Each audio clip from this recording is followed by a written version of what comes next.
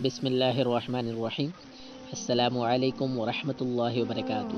ایک شخص صبح سویرے اٹھا، صاف ستھرے کپڑے پہنے اور مسجد کی طرف چل پڑا تاکہ فجر کی نماز باجماعت ادا کر سکے۔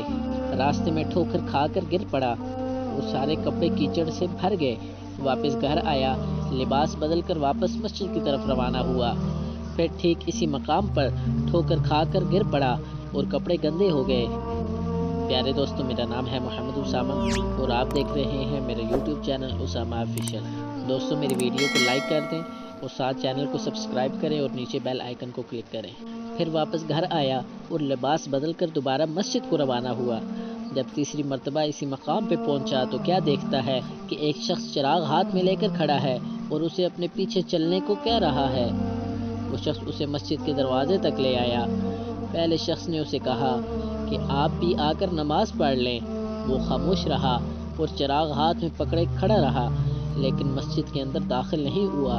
2-3 بار انکار پر اس نے پوچھا کہ آپ مسجد کے اندر آ کر نماز کیوں نہیں پڑھ لیتے؟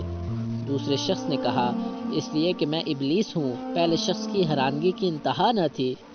جب اس نے یہ سنا، شیطان نے اپنی بات جاری رکھی، یہ میں ہی تھا جس نے تمہیں زمین پر گرایا۔